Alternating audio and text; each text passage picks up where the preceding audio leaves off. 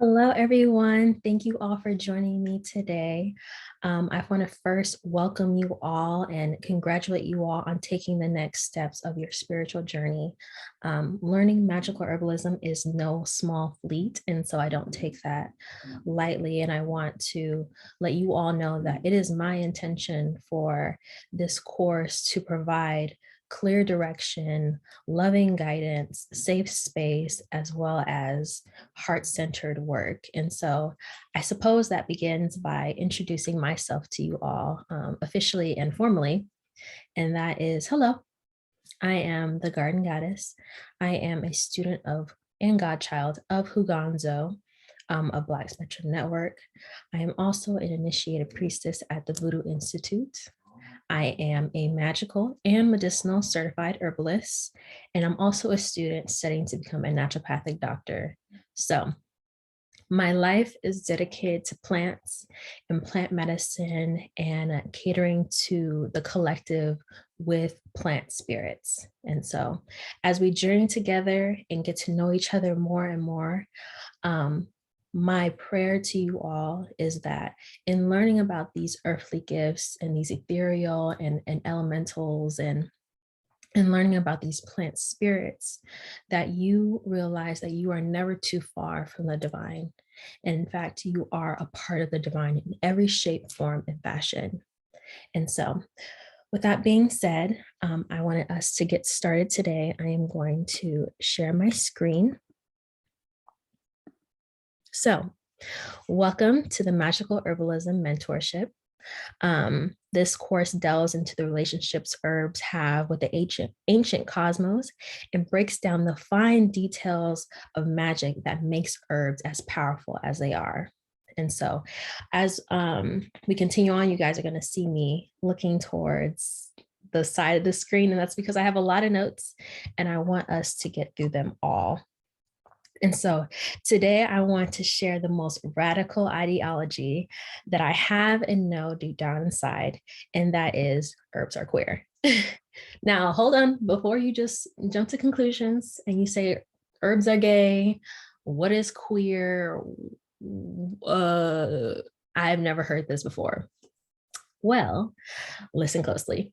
So the definition of queer that we all kind of knew before the 21st century was that queer was someone that was strange or something that was strange or odd.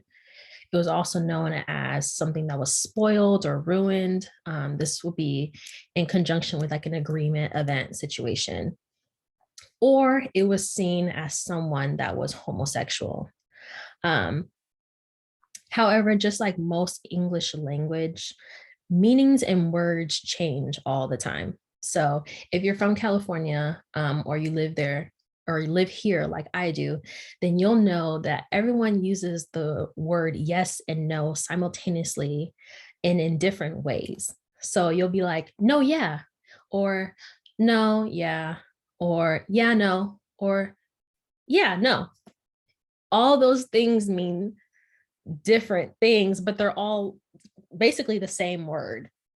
And that's just how English works. And so as queer has transmuted and transformed throughout the dawn of time, queer has become an umbrella term for people who are not heterosexual and are not cisgendered. And so it in fact encompasses an intersection of identities. And so queerness just means now that I don't live in the normal.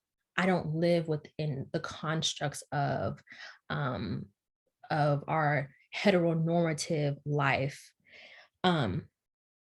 Queer now has become fluidity. Queer is fluidity, and it is a broad spectrum of non-normative sexual and or gender identities or politics. So queerness doesn't live within our patriarchal society. It in fact rebels against it. It doesn't necessarily want to live in the black and in the white anymore. Queerness wants to be within that gray area. And it is boundless. It provides opportunities, and those opportunities are endless. And so it's not constructed to live in black and white, and it doesn't want to live in the black and white. but it really wants to flow within the rivers of life and go wherever its spirit and wherever its soul decides to take them, for either the moment or the lifetime or the season. And so it's what makes queerness so beautiful is it doesn't have limitations. And so the sky is really the limit when you're dealing with queerness. And so what you say is what you are, and that is enough. And so it's similar to the great I am. You know, we have a meditation. There is a common meditation that many spiritualists do, and that is I am. I am nothing. I am everything. I am. And that is what queerness really is. I am. I am all. I am none. I'm everything. I'm everything that I need to be. And so that's what I personally really love about queerness.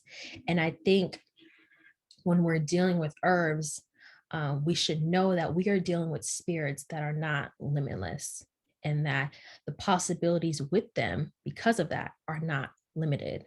And so, why are herbs queer?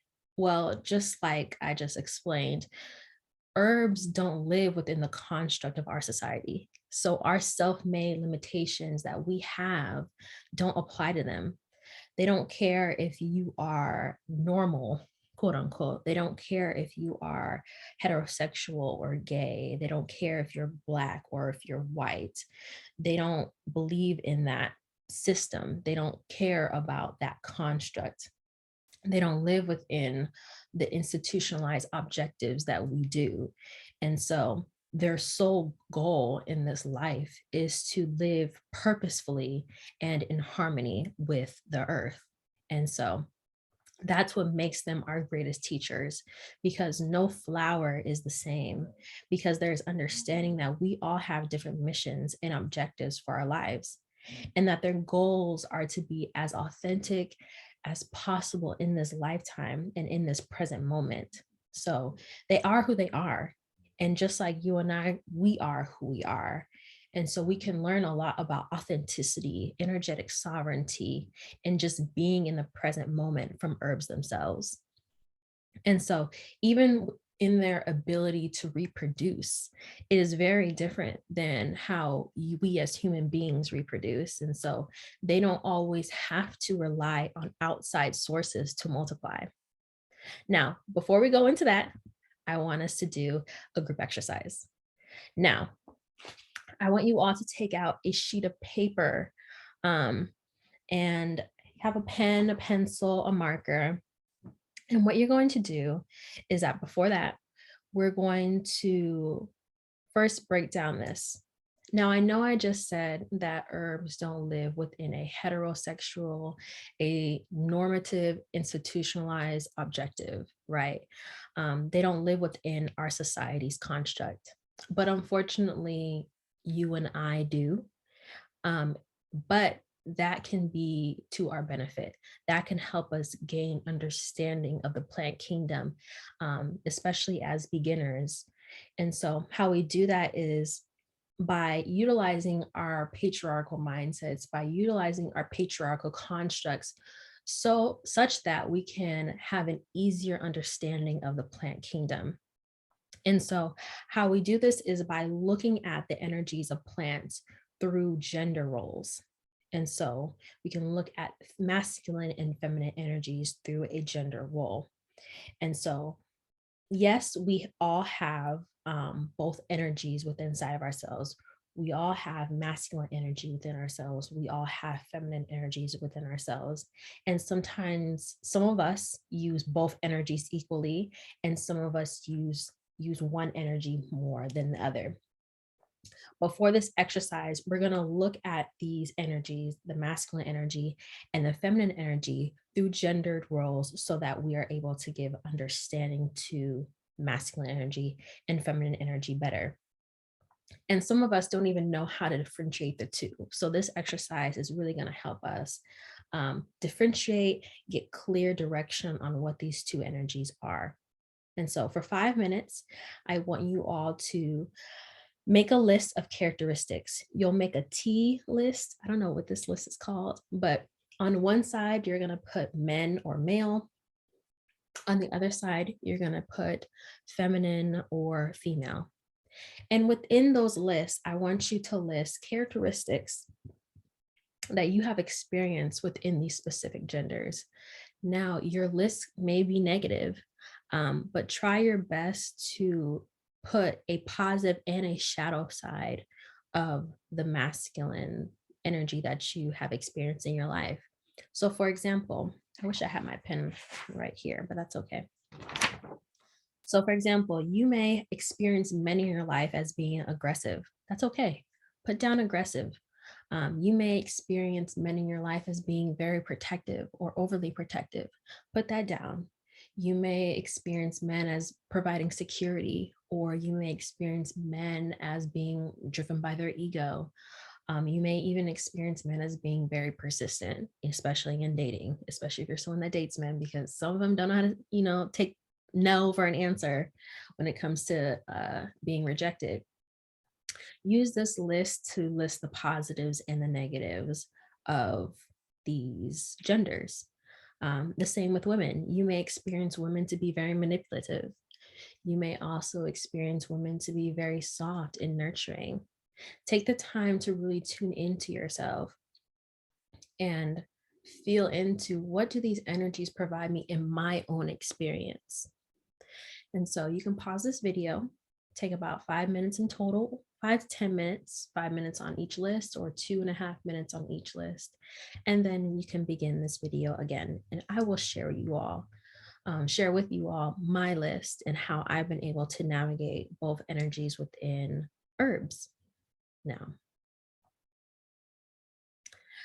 So now that you all have made this list, you will use this list when powering your herbs for specific magical uses. And so I want to share with you all my list and how I've been able to navigate the yang or masculine energy within herbs. And that is by using the 4 P's that I have created. I think I created this list like years ago. And that is, these are the main components and characteristics that I have experienced in men, in masculine energy throughout my life thus far. So the 4 P's in yang energy are protect, provide, persist, and prevail.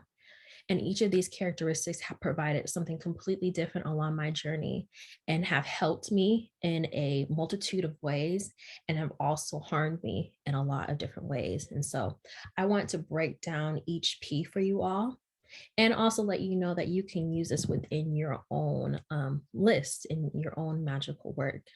And so the first word and the first characteristic that I have experienced within masculine energy is to protect. And so by definition, protect means to keep safe from, to keep out of harm's way, to preserve.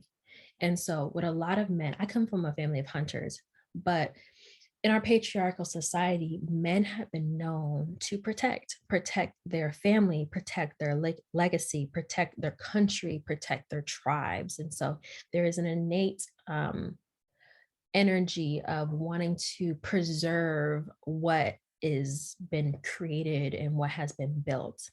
And so the Latin definition of protect means to cover. And so masculine energy likes to cover their loved ones, cover their friends, cover their legacy, because legacy is everything within men and within masculine energy. Legacy is what keeps your name alive. Legacy is ancestral veneration, if you will. Legacy is keeping your bloodline not only alive, but keeping your bloodline thriving. And so the objective, usually with protection, is to indemnify, which means to make something whole again, and to also, I guess also the intention is to provide sustainability within what has been had. And so protection is really important with masculine energy and within men I have experienced and what I have seen and learned. And so protection is one of the number one things that a lot of men want to provide. And a lot of masculine energy can provide because it has that grit. It has that innate warrior energy within itself to want to keep the family, keep the name, and keep the ownership or the spirit or the objects theirs and alive and well and thriving.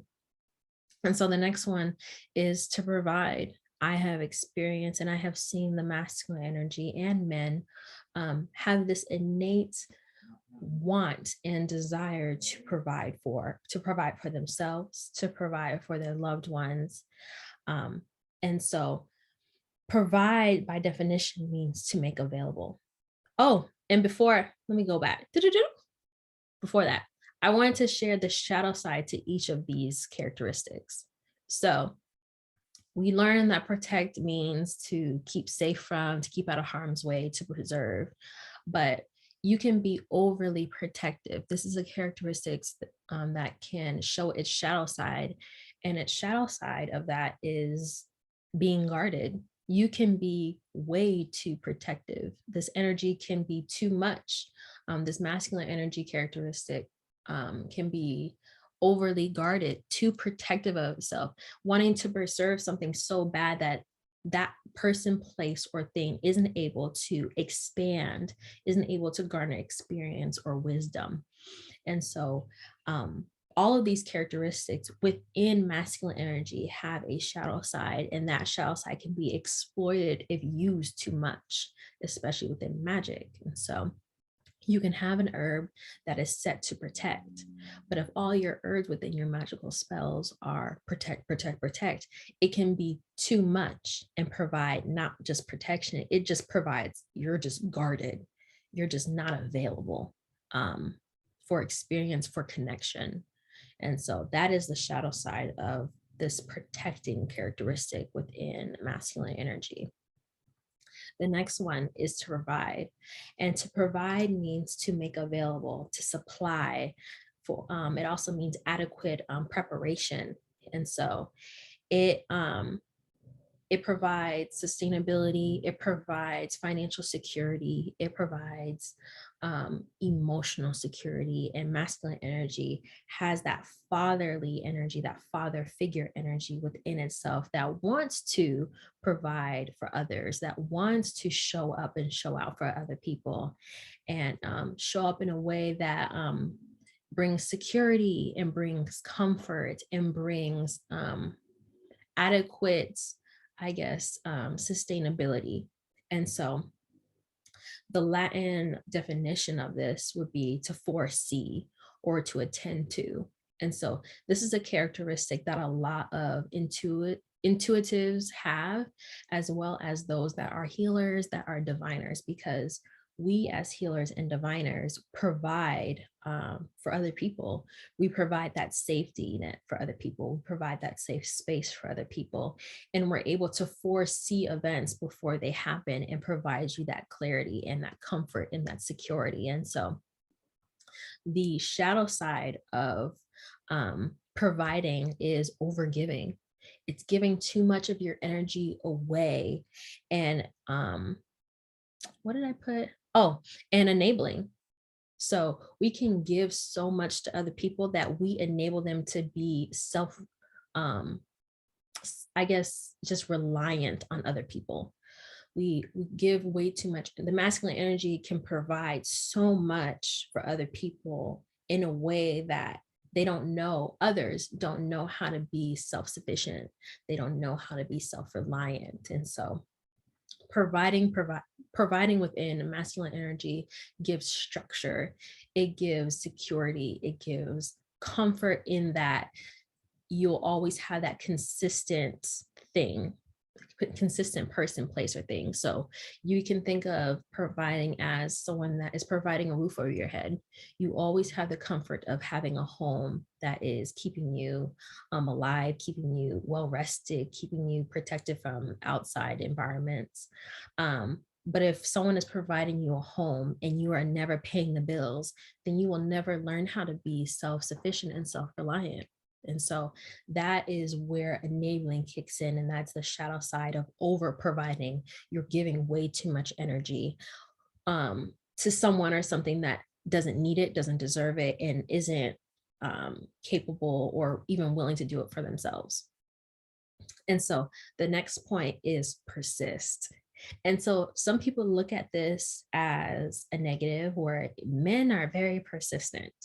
Men are just, they don't know how to take no for an answer. They don't take rejection well. Persist means to be a pest. Some people look at persist in that way, but persistence, by definition, means to continue firmly. It means to continue firmly on a course of action in spite of difficulty. So persistence is what really gives you resilience. It gives you that willingness to keep going despite challenges. And so masculine energy has an innate drive within itself to keep moving forward despite what's going on around them. Masculine energy has the ability to have that tunnel vision to get a job done, no matter the challenges. By Latin definition, it means to stand steadfastly. So, despite how long it's taking for me to find success, despite how long it's taking for me to hit my goals, I'm going to keep going until I hit them, because my goal is important to me. My goal is my sole focus in this lifetime. My goal is my everything at this point. And so masculine energy has the ability to have that tunnel vision, have that resilience, have that consistency to keep going. But the shadow side of that characteristic is that you become stubborn. You know, things in life should be challenging, but they should not be too hard. And if it is too hard, that means it's not for you. And it's not for you right now. It may be for you, in the future, but it's not for you and it's not ready for you right now. And so with being persistent, this characteristic within masculine energy, you have to figure out, am I pushing too much? Am I going too hard for something? Why don't I allow it to just flow with ease? And the last one, last characteristics that I have found within masculine energy, as well as men, is to prevail. And to prevail means to be victorious. It is having influence over something. It, by definition, in Latin terms, means to have greater power. And so masculine energy is sun energy. It has unlimited amount of fire, unlimited amount of confidence and courage and drive and passion. Masculine energy is like its own battery. It generates so much energy, it doesn't stop, right? And it has that determination to be victorious over all endeavors, right? And so it has that determination to succeed. And masculine energy reminds you of your solar plexus energy, which is your innate power, your innate wisdom, your innate ability to be confident in all that you do. The shadow side to being victorious and wanting to win and wanting to be victorious over all your challenges in life endeavors, is that sometimes you don't know when to let go. You don't know when to surrender and just allow life to just flow, and that is kind of the complex of wanting to win in everything, wanting to win in every argument that you're in, wanting to win in every sport or activity that you do. You're not meant to win everything. And your greatest lessons happen in failure. And so when you want to win too much, in the long term, you end up losing. When you are going hard for something so much and you just want to, I guess, just be the best at everything you do, being the best is okay, but knowing when to let go and just to sit back and be the student instead of the teacher will be way more beneficial in the long run by being the student. So this breakdown provides a channel for how masculine energy can operate for you.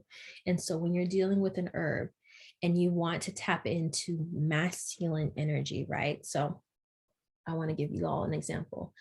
I'm using my phone, but let's pretend this is a herb, right?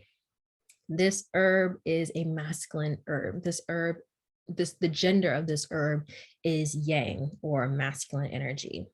I can tell this herb to operate in masculine energy by utilizing this characteristic.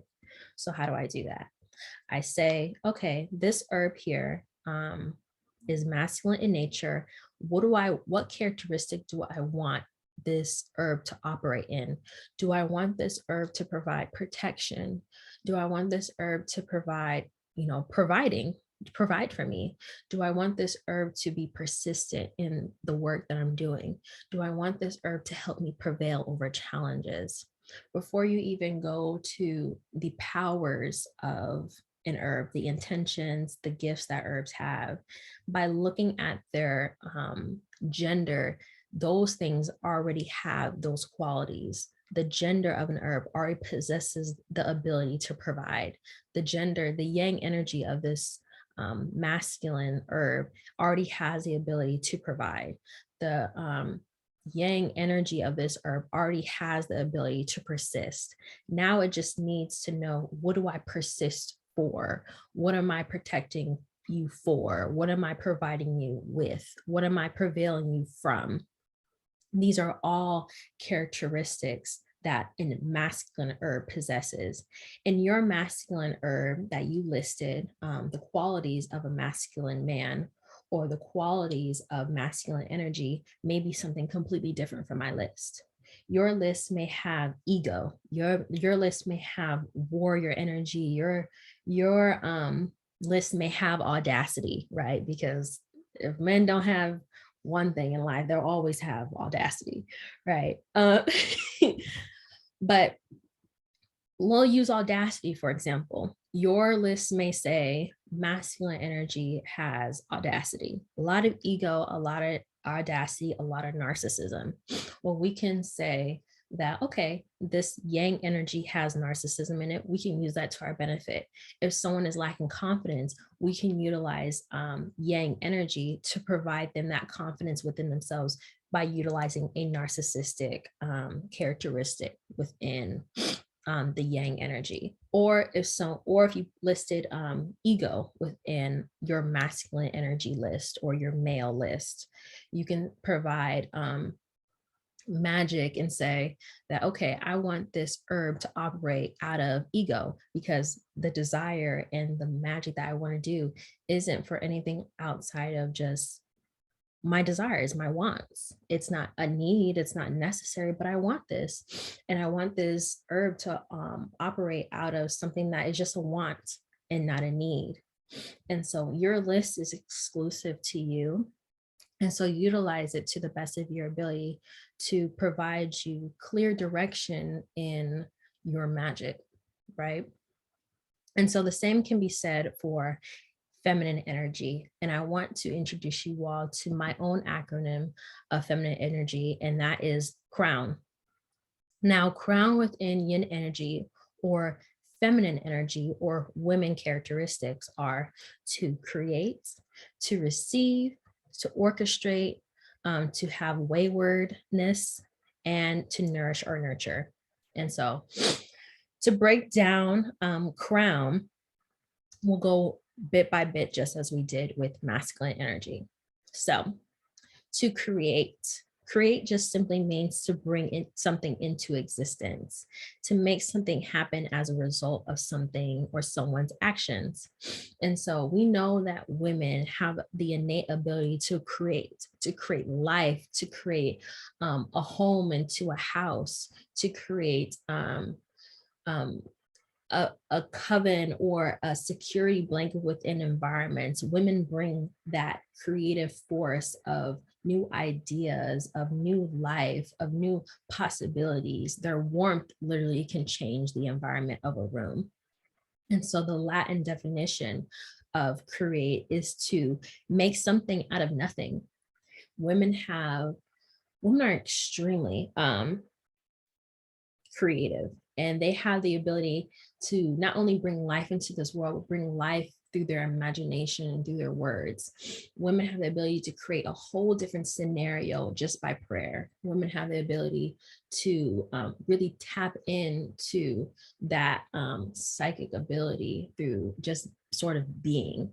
And so creation, you know, God is creation. God created earth. And some people believe that God was a woman because no man has been able to create like a woman can.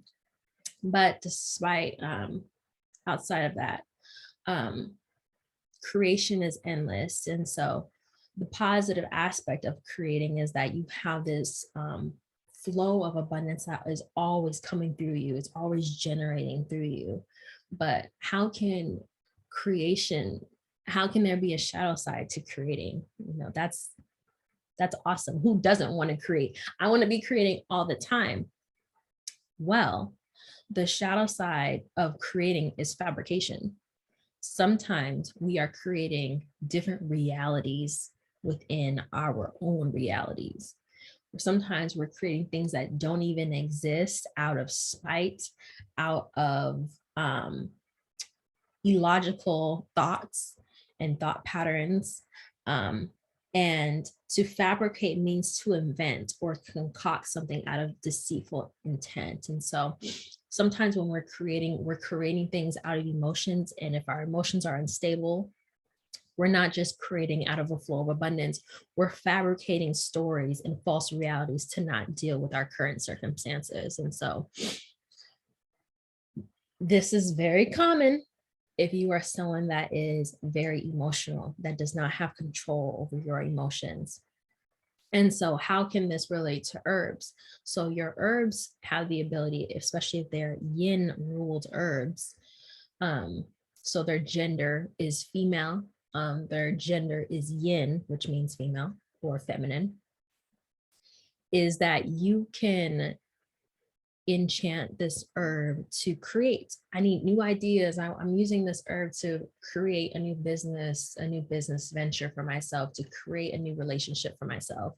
But if your intent while doing this magic is to create out of desperation, your creation is no longer a creation. It is a fabrication.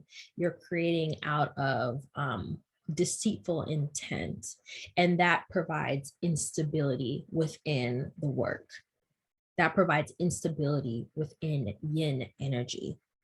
And a lot of these characteristics within these herbs, they can naturally come out without you having to tap into them. I'm just telling you their characteristics because they have lives. They have a life of their own. They have their own sort of personalities, and these are their qualities that they possess. And so it is important that when you're coming to herbs and enchanting them, that you know that these herbs have these qualities that can come out naturally, right? And so they have the ability to create different circumstances for you, the ability to create different outcomes for you. But if in them creating for you, they can feel that your intention behind this work isn't good, now they can fabricate a false reality for you as well. And so the next point is to receive. And so to receive means to give to present to deliver, to detect and pick up, right? And so women are great intuitives. They have the ability to pick up energy around them. And if you are an empath, then you can receive energy very easily, quite well,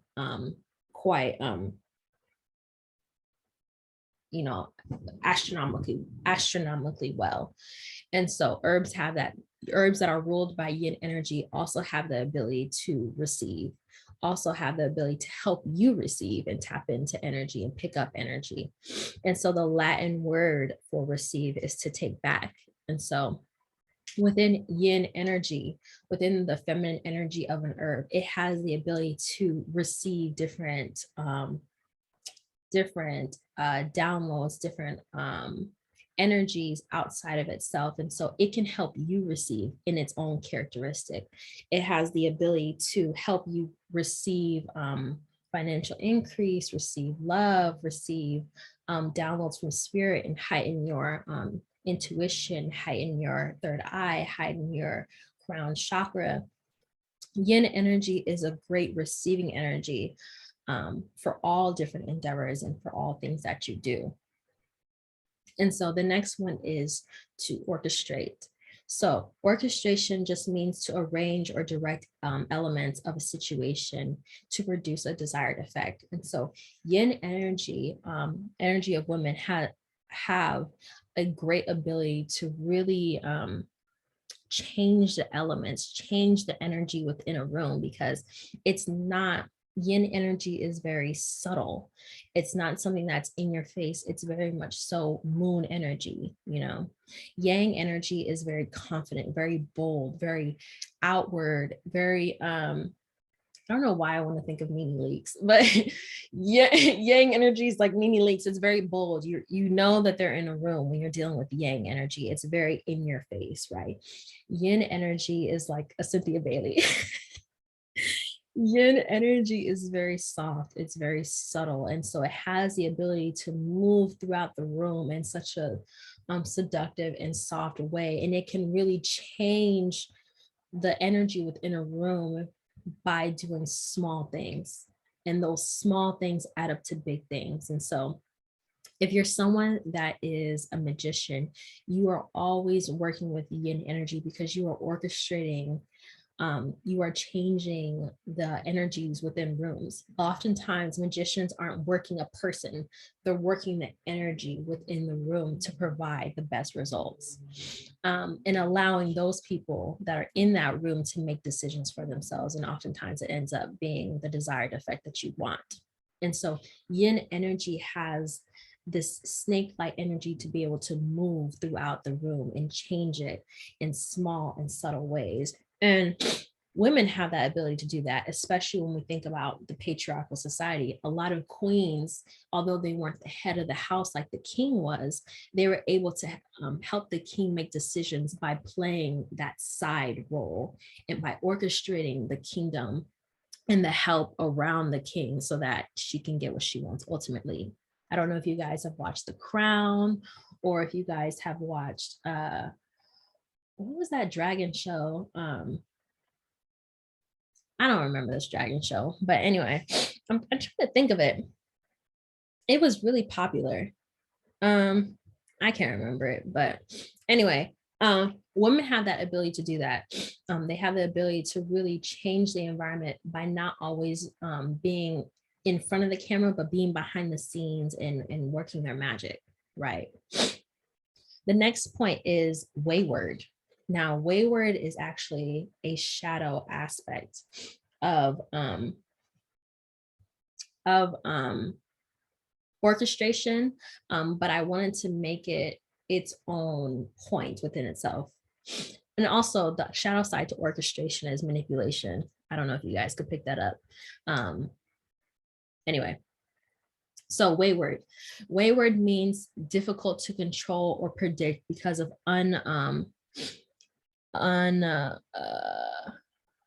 unusual or perverse behavior. So yin energy is very much so energy that is fluid. It's energy that works with the environment. It goes with the grain and not against it.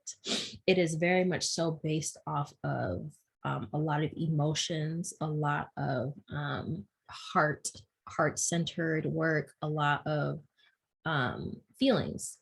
And so when we are doing work and we are not in our right mind and we're tapping into that yin energy, then it becomes an out of control energy. So a lot of people like to use yin energy within love work. A lot of people like to use yin energy within any sort of work in correlation with something that is emotionally charged. So breakup, you know, love work, hex work, I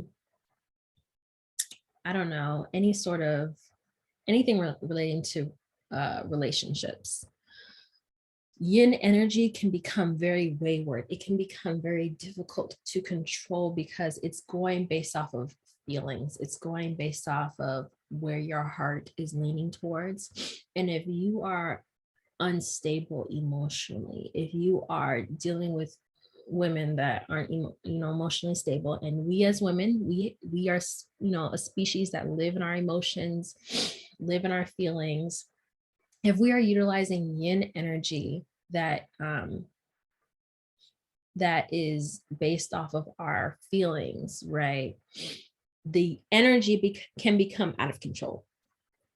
You can also use yin energy to make someone else out of control. You can also use yin energy to make someone else feel out of control.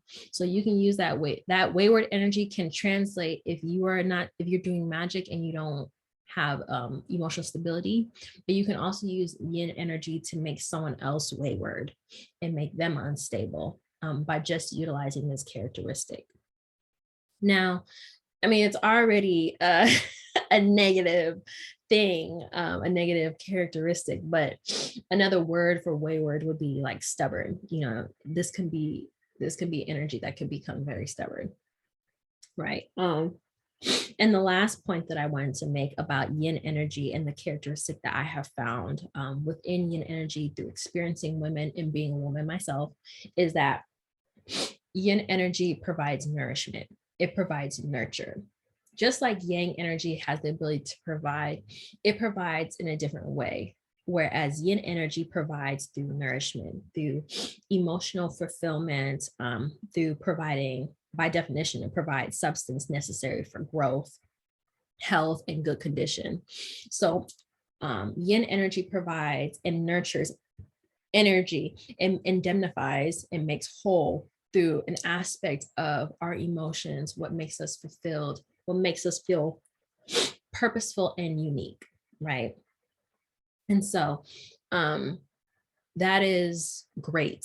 Both of these characteristics, both yin energy and yang energy, provide different characteristics within work. And that's why magic takes on a life of itself. That's why magic oftentimes it becomes its own entity within magic.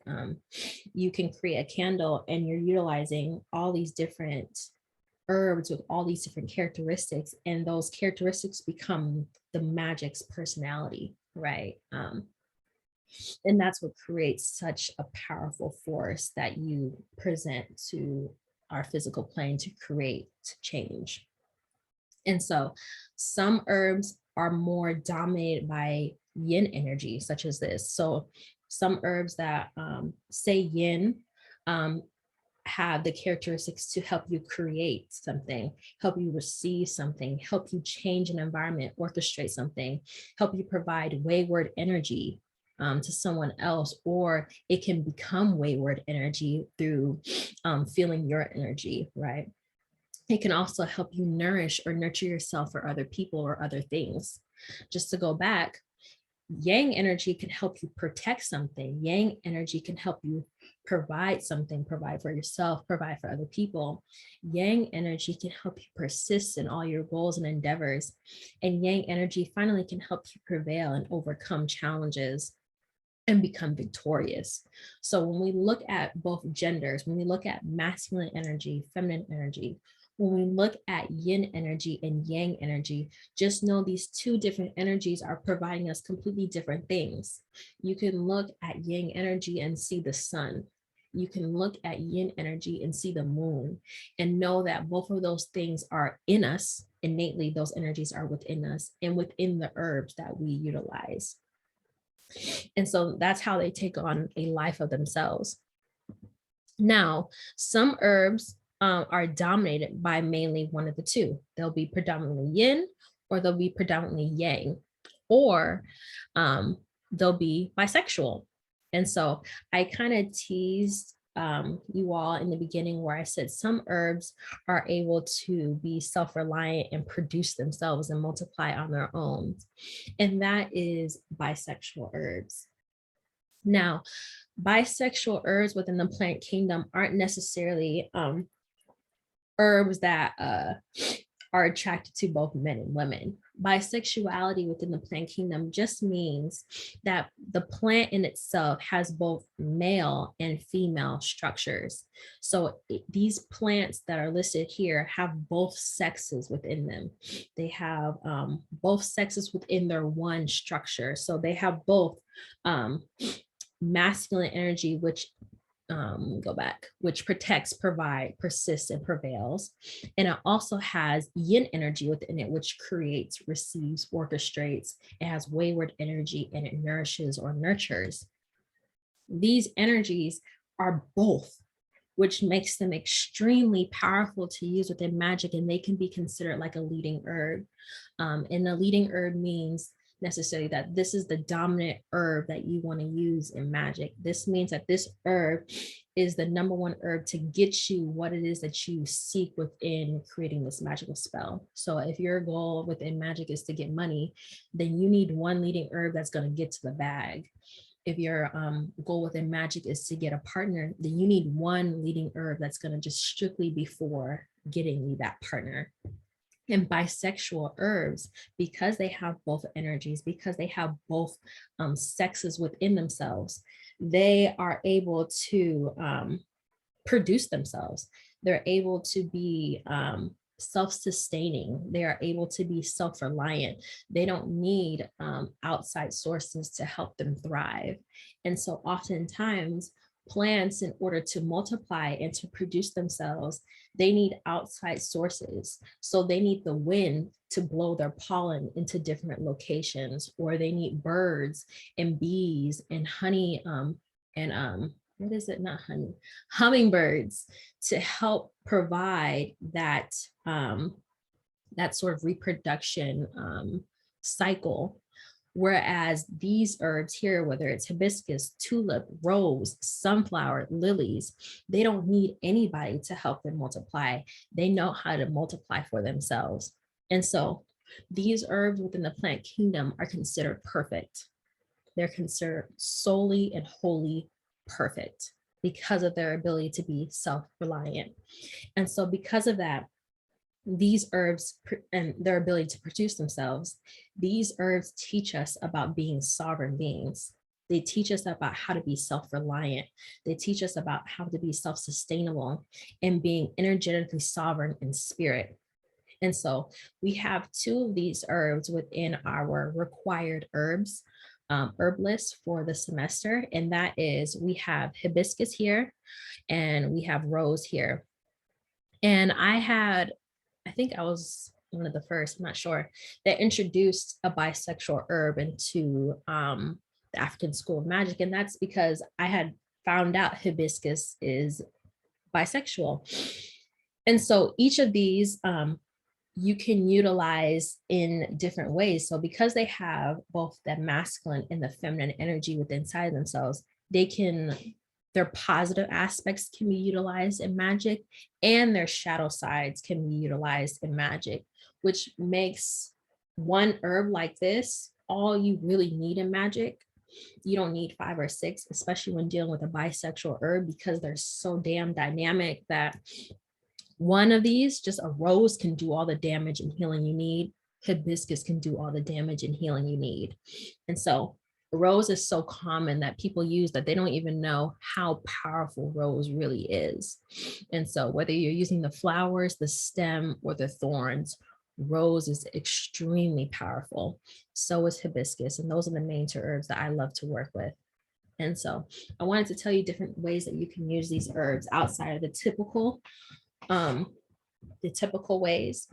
So you can use hibiscus to empower yourself. You can use hibiscus for root chakra energy, for solar plexus energy, and you can also use hibiscus for crown chakra energy. This is a very empowering herb. It's a strengthening herb.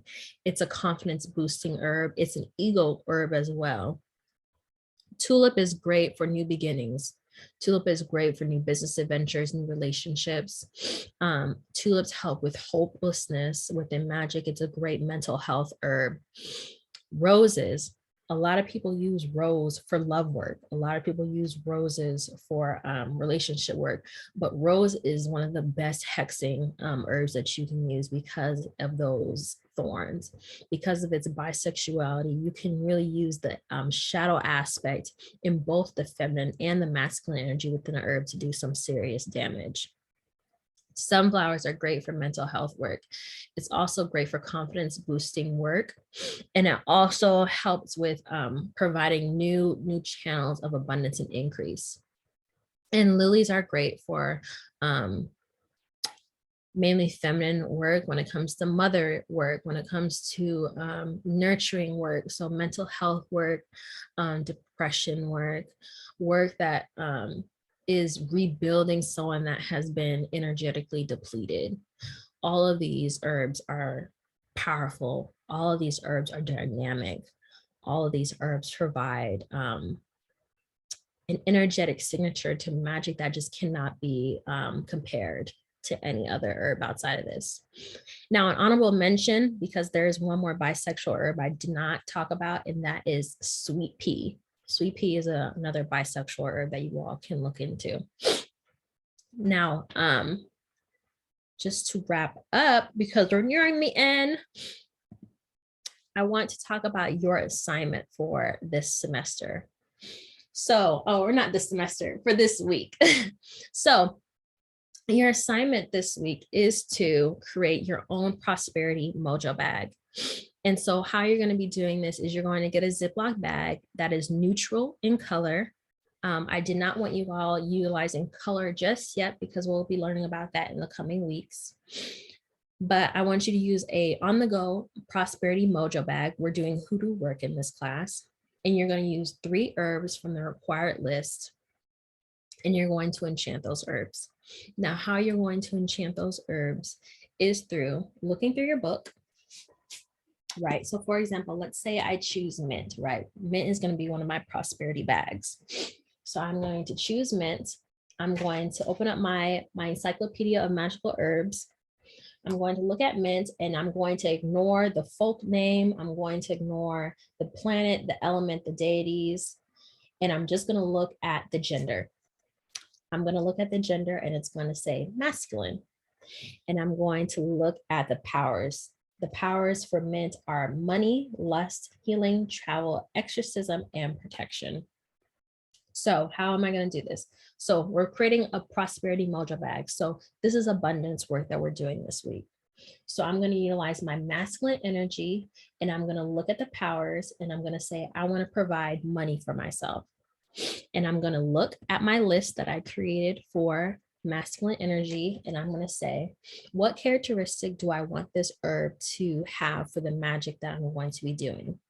I want this herb to provide for me and to prevail for me. These are the characteristics that I have listed for masculine energy. So when I am enchanting this mint, I'm going to say, I'm going to use the PRAY method, which is a prayer method, which means praise, repent, ask, and yes. So I'm going to praise mint. I'm going to say, Spirit of Mint, I thank you for the abundance that you naturally bring to so many different lives. I thank you for the comfort you have brought to so many lives, including my own. I repent any of my energy that is preventing abundance from flowing into my life. I'm going to look at this characteristic right here. I ask that you tap into your masculine energy to provide me a form of abundance in my life through my job.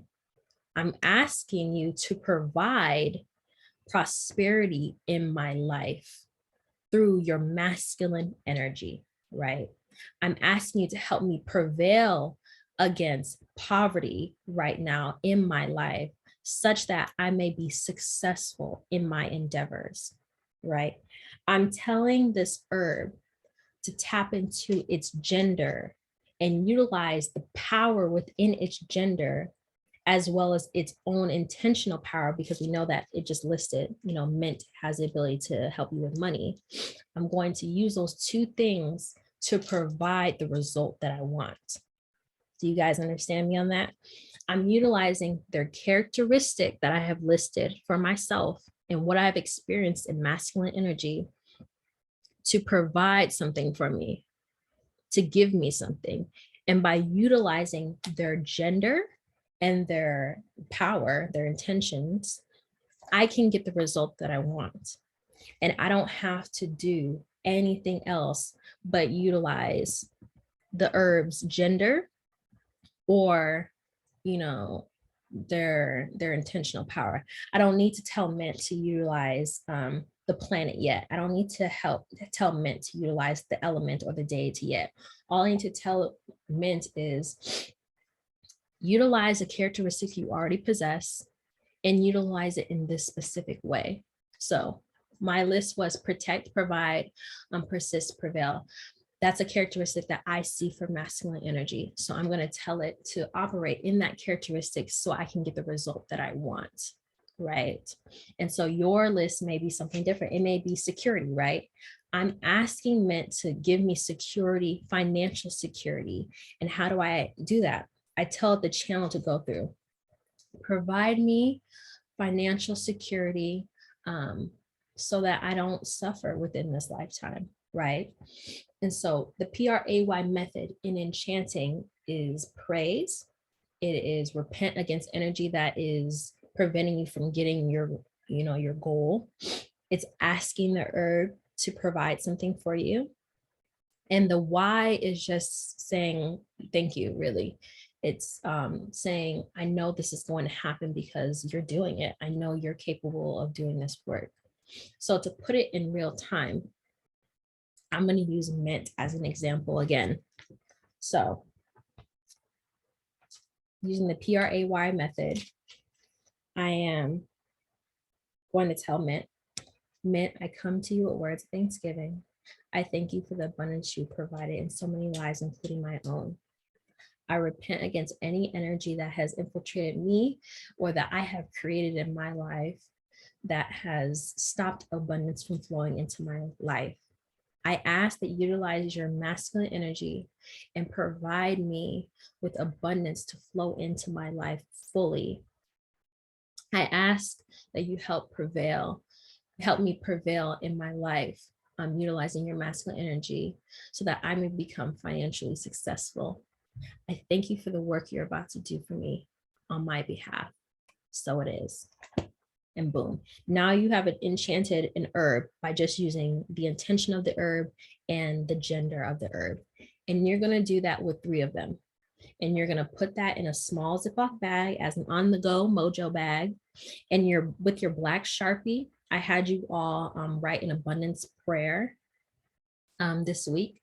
With the black Sharpie on the outside of the Ziploc bag, you're going to write your abundance prayer around it. And you're going to carry that mojo bag with you for the rest of the week and see how enchanting an herb and empowering an herb by doing small things can still provide you success, right? And so that is your homework this week. It is due in 3 days from today. You're going to, once you have done your magic, you're going to send a picture of it in the group chat. And then you're going to document your results over the course of a few days or for the rest of the week as we delve into the next week and then the next lesson. So I'm going to stop sharing my screen. And that is class. So I hope you all enjoyed class today. That was a lot of information. I hope it made sense for you. I will answer a couple, not just a couple, but I'll answer questions next week. We'll do a live Q&A and you can ask me as many questions as you like about today's class. And if you are confused on anything, I will be happy to help. And so I will see you all in the next class. I love you all dearly, and I will see you all in the group chat. All right, take care now.